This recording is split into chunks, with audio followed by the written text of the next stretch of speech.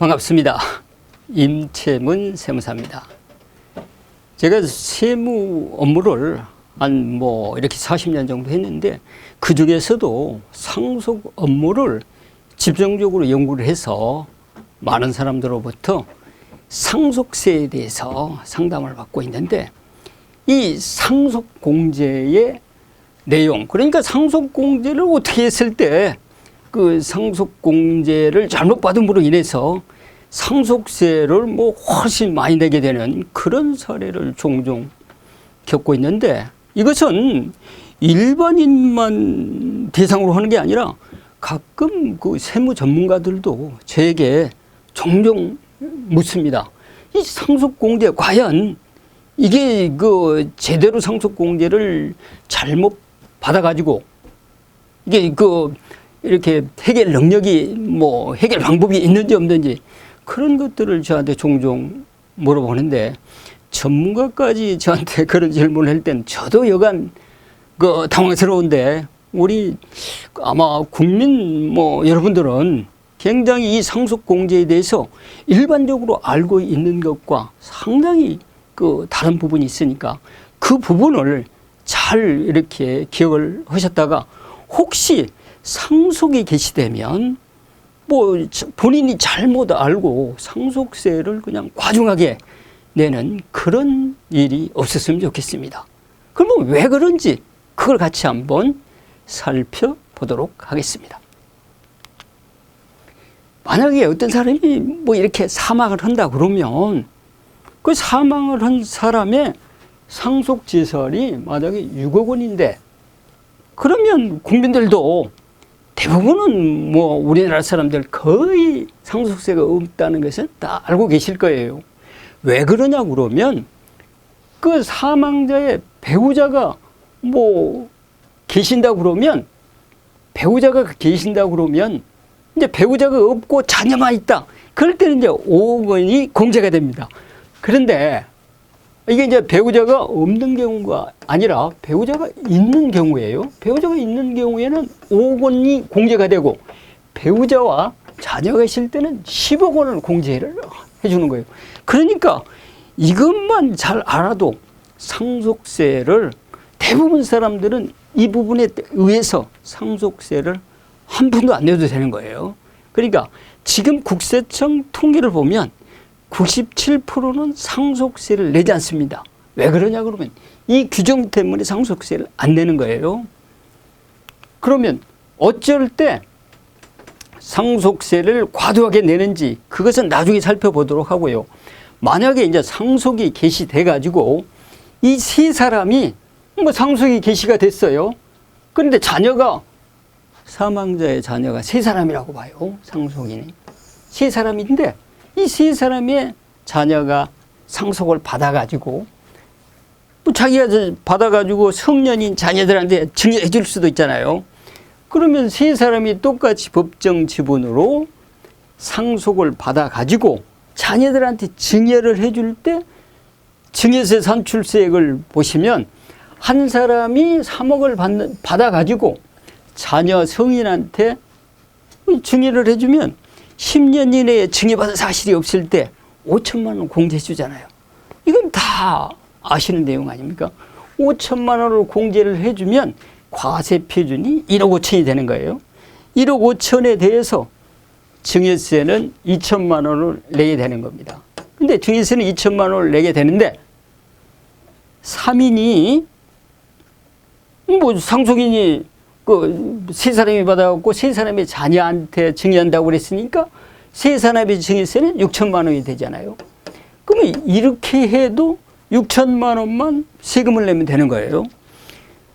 그런데 이제 어떤 사람이, 야, 우리 그렇게 하지 말고 아까 말씀드린 대로 이 배우자가 살아있고 자녀가 있으니까 10억까지는 상속세가 한 푼도 없으니까 우리 그럼 자녀들한테 바로 증여를 바로 자녀들이 할아버지의 재산을 2억씩 자녀들이 바로 이렇게 상속을 받아버리면, 이 아까 말씀드린 2천만 원 증여세 내지 않고 바로 절세 혜택이 되는 거 아니냐.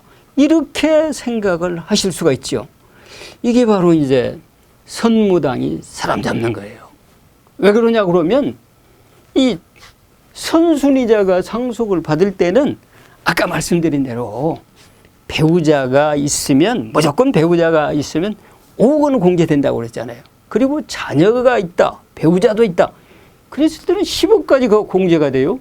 그래서 선순위자 그러니까 배우자와 자녀가 상속을 받을 때는 10억까지 공제가 되기 때문에 상속재산가액 6억에서 상속공제 6억 하면 상속세는 한 푼도 안 내게 되는 거예요.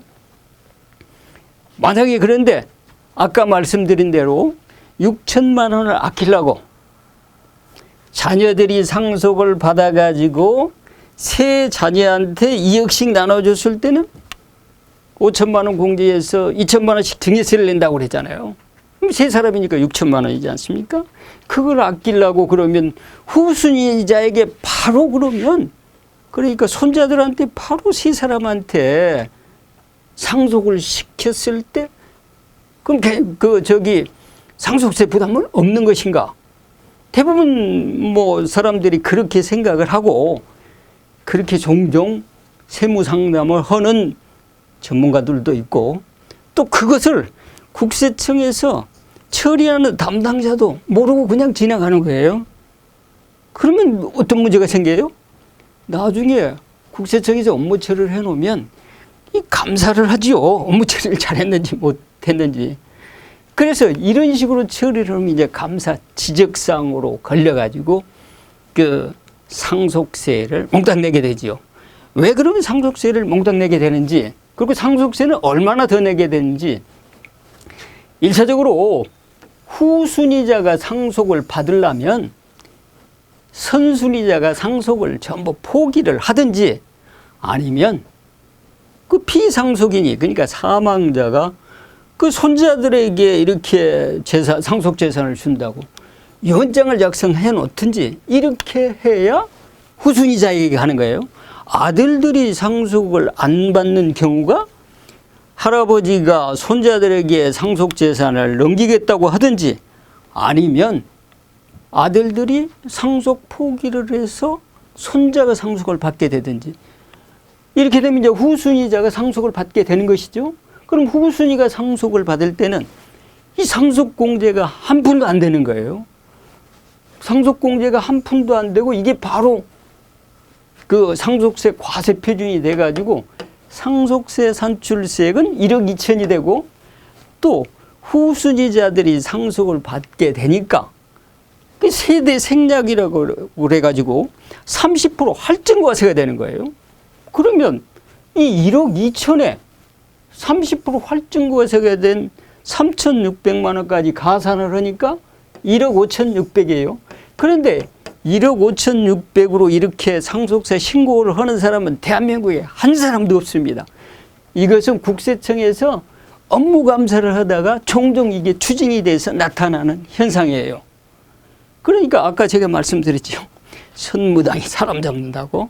이게 제대로 알고 이렇게 상속 플랜을 짜야 되는데 모르고 그냥 이렇게 본인이 임의대로 상속 플랜을 이렇게 짜다 보면 이런 문제가 종종 생기는 거예요. 왜 그러냐? 그것은 왜 그런지 그럼 다음 차트를 가지고 같이 살펴보도록 하겠습니다. 이 상속공제라는 것은 피상속이 그러니까 사망자가 돌아가셨을 때 사망자가 부양해야 될 배우자도 있고 자녀도 있잖아요. 그 배우자나 부양가족의 생계 유지를 위해서 일정액을 공제해 주는 제도거든요. 그런데 그 사람들이 상속을 받았을 때 공제를 해준다는 것이지 상속인 이외자가 받았을 때까지 공제를 해준다는 취지는 아니거든요. 그러니까 피상속인이 사망을 해서 상속인이 1차 상속인이 선순위 상속인이 상속을 안 받으면 상속공제는 한 푼도 안 되는 거예요. 그렇기 때문에 여기서 상속공제를 제로로 해놓은 거예요. 그러니까 이게 바로 상속공제의 함정이 되는 겁니다. 근데 지금도 보면 전문가들도 저한테 종종 물어봐요. 이게 과연 왜 상속공제가 배우자와 자녀가 있는데 10억까지 상속공제가 돼야 되는데 왜 상속공제가 안 되고 상속세를 추징한다고 과세당국에서 연락이 왔는데 이게 과연 맞는 얘기냐? 그것은 상속증여세법 24조 공제 적용 한도를 안 읽어봐서 그러는 거예요.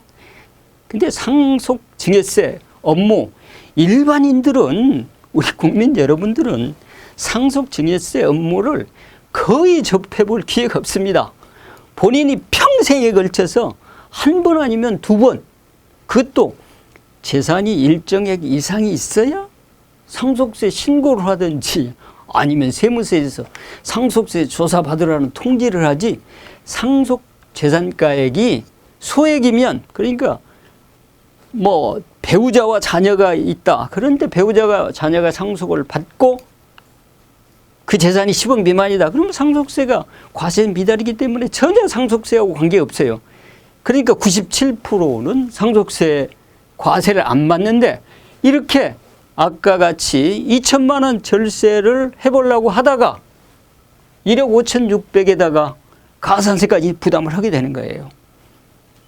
그래서 이렇게 이런 오류를, 이런 함정에 빠지지 않으려면 반드시 상속이 개시되면 상식적인 선에서, 이렇게 상식적인 선에서 상속세 신고를 하거나 그 상식적인 선에서 그 상속 절세 컨설팅을 임의적으로 했다가 보면, 이렇게 아까 그 상속인들이 받아가지고 자녀들한테 줬을 때 내는 세금 6천만 원보다도 훨씬 많은 세금을 부담할 수 있는 경우가 생기니까 이 부분 특별히 조심을 해야 됩니다.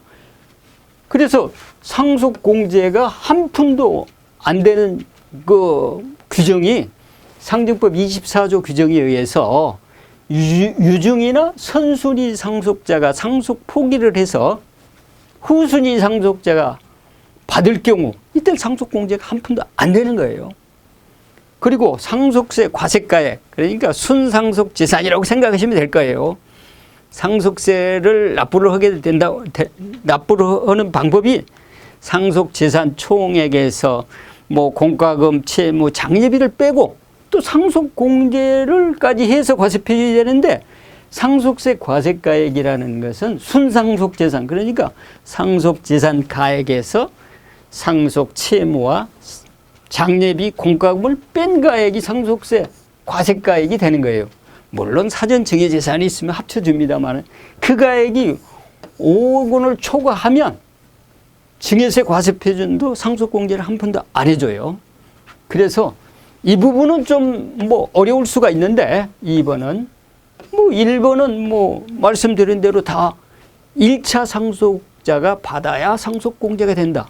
이 부분 뭐 이렇게 상속세를 절세하기 위해서 절세 대책이라고 이렇게 했던 부분이 세금을 무려 1억이나 내게 되니까 이 부분 각별히 신경 써서 우리 주의를 하십사 하는 그런 뜻에서 말씀을 드리니까, 상속공제 반드시 이렇게 상속공제를 잘못 받았을 때는 세금을 그냥 이렇게 안 내도 돼야 될 세금을 훨씬 많이 내게 되는 그런 뭐 오류에 빠질 수가 있으니까, 우리 그 국민 여러분들께서는 이런 뭐 세법 지식이 없어 가지고 세금을 한 푼이라도 더 내는 사례가 생기지 않도록 각별히 유의하셨으면 좋겠습니다.